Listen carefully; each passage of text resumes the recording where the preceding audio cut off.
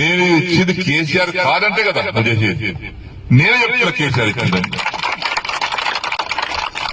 జరిగింది అని గంట పద చెప్తున్నాను. ఎవరు నాకు చెప్పాల్సిన అవసరం లేదు, నేనే సాక్ష్యం. అన్నం పెట్టిన మరుస్తున్నా, అన్ని హామీస్తున్నా. 6 మాసాల్లో కూడా పూర్తి చేస్తాను. ఇవన్నీ కడువ కప్పుకున్నా. పొంగులేటి శ్రీనివాస్ రెడ్డి కూర్చున్నాడు, బట్టివి కూర్చున్నాడు ఆయన పొలిటికల్ ఆ ఛాంబర్లో.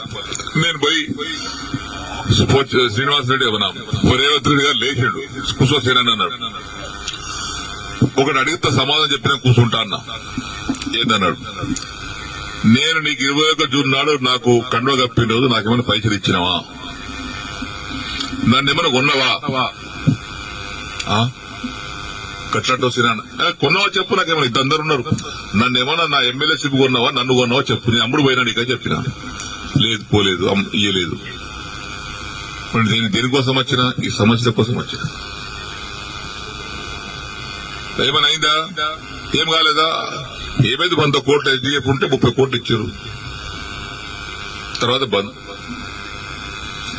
జగన్ 70 కోట్లు డబుల్ బెడ్రూమ్ ఉంటే 20 కోట్లు ఇచ్చి 25 కోట్లు ఇచ్చి 45 కోట్లు ఇవ్వాలి, బంద్. పనులన్నీ పేమెంట్ లేక ఆగిపోతున్నాయి. ఆ కాంట్రాక్ట్ పని చేయమంటే పేమెంట్ ఇవ్వమని అంటున్నాడు. దవాఖాన బాన్సుడు బంద్ అయింది, కోర్టు బంద్ అయింది. సిద్ధపరిసర వారి కాంట్రాక్ట్ 40 కోట్లు ఇవ్వాలి, వాడు బంద్ చేసిండు. మరి వీటి కోసం వచ్చినాయి కదా నేను. లేదా బట్టి గారు సీనన్న దగ్గరికి ఇలా లిస్ట్ మొత్తం తీసుకోండి, ఆ లిస్టు తీసుకొని 2 సార్లు ఇచ్చేయండి, ఒకసారి కాదు కానీ. ఇక పొంగులేటి గారు ఆ లిస్ట్ తీసుకోండి, 2 సార్లు మీరు ఇచ్చేయండి. ఇచ్చిన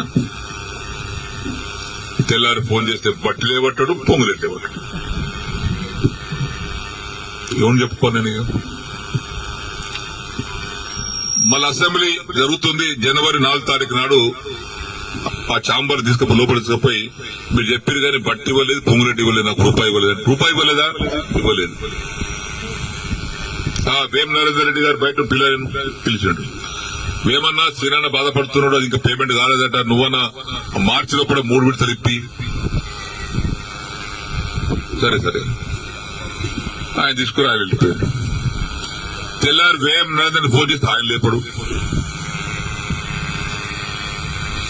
50 సార్లు చేసిన, ఒకసారి కాదు 50 సార్లు లేపడు.